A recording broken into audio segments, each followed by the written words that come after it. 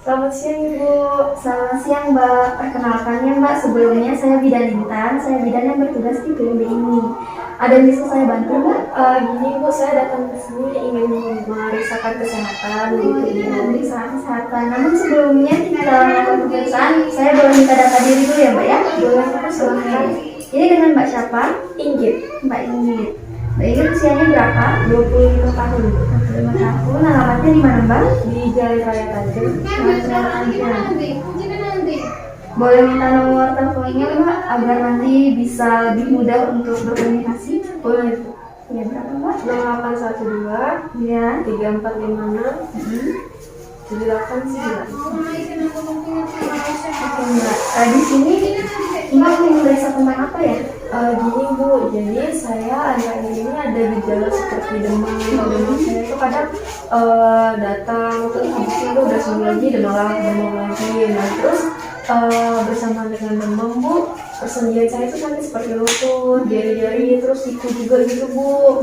Nah terus ada seperti ruang-ruang kemerahan gitu di kulit saya, dan juga saya juga sering sakit akhir-akhir ini Bu. Dan yang saya cari di Google kan Bu, ini malah mengarah pada ini penyakit HIV Bu. Jadi saya takut, makanya saya ingin memeriksakan diri ke sini seperti itu Bu. Oke, dari ciri-ciri yang Mbak katakan tadi memang benar, itu mengarah pada ciri penyakit HIV. Kalau boleh tahu mulai timbulnya kapan Mbak? Sekitar 3 sampai 3 minggu lebih gitu Bu. Bulan baru 3 minggu belakangan ini ya? Iya. Oke, mungkin Mbak masih ingat ada perilaku atau kebiasaan apa saja yang mungkin Mbak lakukan sehingga menimbulkan beberapa gejala belakangan ini? Kalau biasa HIV dari hubungan seksual ya Bu. Kalau dari hubungan seksual saya dengan suami biasa nggak pernah pakai alat kontrasepsi seperti kondom gitu sih Bu. Karena juga kami belum memiliki keturunan seperti itu Bu. Oke, baik. Dari ciri-ciri yang Mbak sudah alami juga, dari faktor-faktornya, ada baiknya kita melakukan pemeriksaan dulu ya Mbak, Iya. agar bisa lebih memastikan penyakit apa yang Mbak alami. Iya, Oke, baik. Di sini Mbak, berdasarkan hasil pemeriksaan, dengan berat hati saya harus sampaikan bahwa Mbak positif mengidap penyakit HIV Mbak. Waduh, kok bisa begitu ya Bu ya? Mungkin dari faktor yang sudah Mbak katakan tadi ya, mungkin dapat tertular melalui hubungan seksual ataupun melalui kontak fisik dengan orang yang sudah mengidap HIV. Apa sebelumnya Mbak sudah pernah mendapatkan informasi tentang HIV/AIDS sebelumnya? Sebelumnya biasa dari brosur-brosur gitu Bu, kalau misalnya ada hari HIV atau gimana gitu, seperti itu sih Bu, dari penularannya dan juga gejalanya begitu Bu. Oke, Itu saja. betul ya Mbak, bagus sekali. HIV itu merupakan suatu penyakit yang ditularkan melalui hubungan seksual. Gimana Mbak perasaannya pas tahu positif? Jadi saya sedih terus kaget juga sih Bu, malah sekarang rasanya kayak aduh berarti hidupnya udah nggak lama lagi gitu. Dan saya juga malah kesini makin curiga ke suami Mbak, kalau misalnya suami itu malah jajan di luar atau bagaimana gitu. Mbak jangan perlu khawatir ya Mbak ya, karena memang banyak persepsi yang mengatakan bahwa kalau penyakit HIV umurnya bakalan pendek atau tidak bisa disembuhkan. Tapi di sini Mbak harus tetap optimis ya Mbak ya. Bukan berarti kalau misalnya sekarang Mbak mengidap penyakit ini, umurnya Mbak bakal pendek. Nggak diminta-minta ya Mbak. Asalkan Mbak harus tetap memotivasi diri, tetap berpikir positif tentang lingkungan. Kalau misalnya tadi masalah suaminya, mungkin suaminya bisa diperiksakan juga ya Mbak ya. Oh iya Bu. Ada baiknya Mbak dan suami Mbak juga melakukan pemeriksaan agar nanti boleh diketahui dari mana penyebab HIV-nya. Iya Bu. Mungkin Mbak dari hasil yang tadi, mungkin saya bisa merujuk Mbak ya untuk melakukan pengobatan dengan berbagai alternatif yang mungkin bisa dilakukan oleh ahlinya ya Mbak ya. Di sini juga Mbak tidak perlu khawatir bahwa hasil dari pemeriksaan tadi saya usahakan dijaga kerahasiaan dari penyakit yang Mbak alami. Jadi Mbak tidak perlu khawatir ya Mbak ya.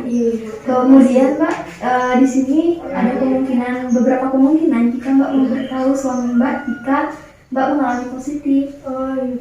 Makanya tadi saya sarankan agar suaminya juga diperiksakan ya Mbak ya. Kemudian di sini karena kita belum tahu ya Mbak, apakah penyebabnya dari suami Mbak atau dari siapa. Di sini perilaku yang menyebabkan timbulnya penyakit ini mungkin bisa dirubah ya Mbak, agar bisa tidak meningkatkan resiko HIV yang lebih berbahaya lagi. Di sini juga saya akan menjelaskan beberapa cara yang bisa Mbak lakukan untuk menekan atau mengurangi gejala yang lebih berisiko lagi tentang penyakit yang Mbak alami. Yang pertama itu Mbak bisa melakukan pencegahan melalui tindakan ABCD ya Mbak ya. Kemudian di sini Mbak harus tetap menjaga kesehatan fisik dan mental, terutama mental ya Mbak ya. Jangan merasa tertekan atau frustasi karena penyakit yang Mbak alami, karena di sini Mbak membutuhkan dukungan yang positif. Kemudian di sini juga saya akan menyarankan kepada Mbak agar dapat menerima dukungan dari teman sebaya. Di sini kami memiliki kelompok LSM, di mana di situ akan memberikan dukungan maupun motivasi bagi penderita penyakit HIV ya Mbak ya.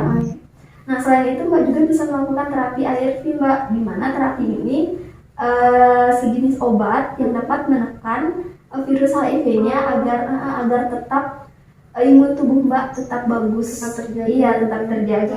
Dari yang sudah saya jelaskan, mungkin Mbak bisa memotivasi diri untuk mengambil solusi tentang tindakan apa yang tepat untuk diri Mbak. Iya Bu, sepertinya nanti saya ikut terapi pengobatan saja itu, dan juga mungkin mencari kelompok dukungan seperti yang Ibu bilang, kelompok yang LSM itu ya Bu ya. Untuk memotivasi, membantu diri saya untuk termotivasi kembali untuk sembuh seperti itu kan. Baik, bagus ya Mbak ya. Tetap optimis Mbak, jangan pesimis. Nah di sini Mbak, pencegahan penularan HIV juga bisa dilakukan dengan penggunaan alat kontrasepsi seperti kondom ya Mbak, agar dapat meminimalisir terjadinya penularan infeksi virus ini. Kemudian diharapkan agar Mbak bisa terbuka dengan suami ya Mbak ya, demi kebaikan Mbak dan suami juga. Kemudian di sini Mbak juga dapat rutin mengonsumsi ARV ini, obatnya, agar imun Mbak juga tetap terjaga. Tadi Mbak sudah mengambil keputusan bahwa akan mengonsumsi obat ARV ya Mbak? Iya. Nah dari obat ARV itu mungkin ada beberapa efek samping yang akan ditimbulkan seperti muntah, gangguan tidur, diare, depresi, ruam. Jadi akan timbul ketidaknyamanan dalam diri Mbak ketika mengonsumsi obat tadi.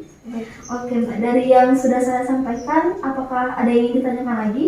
Tidak ada Ibu. Tidak ada. Mungkin Mbak bisa mengulangi kembali apa yang sudah saya sampaikan agar dapat menilai seberapa paham Mbak tentang apa yang sudah saya sampaikan. Oke baik Bu, jadi untuk pengobatan HIV itu bisa menggunakan obat ARV gitu untuk menambah atau menjaga imun tubuh. Namun di obat itu juga kita dapat terjadi efek samping di tubuh kita seperti mual muntah, diare, dan juga demam seperti itu Bu. Dan juga tetap harus menjaga kesehatan mental dan juga tetap berkomunikasi dengan suami dan terbuka dengan suami, dan juga memeriksakan diri dan suami ke bidan atau juga ke dokter Ibu untuk melihat kepastiannya. Iya, bagus sekali ya Mbak ya. Jadi Mbak sudah paham, jadi mungkin bisa saya simpulkan kembali. Untuk mencegah penularan HIV ini bisa dilakukan dengan menjaga kesehatan fisik dan mental. Kemudian menggunakan alat kontrasepsi seperti kondom, serta rutin mengonsumsi obat ARV, di mana akan menimbulkan ketidaknyamanan sebagai efek sampingnya. Kemudian Mbak juga bisa mendapat dukungan motivasi melalui kelompok LSM yang sudah saya sampaikan tadi ya Mbak. Iya Ibu. Oke baik. Kalau begitu ada yang ditanyakan lagi Mbak? Tidak ada Ibu. Kalau begitu terima kasih Ibu ya. Saya pamit undur diri Ibu ya. Tetap semangat ya Bu ya. Ibu. Oke, kalau misalnya ada keluhan lain lagi, Ibu boleh bisa berkunjung kembali di sini menghampiri saya ataupun menghubungi saya melalui telepon yang sudah ada tertera di papan nama di depan Mbak ya. Iya Ibu, terima kasih banyak ya Ibu. Saya pamit dulu Ibu. Terima kasih Ibu. Iya. Selamat siang. Terima kasih atas kunjungannya Mbak.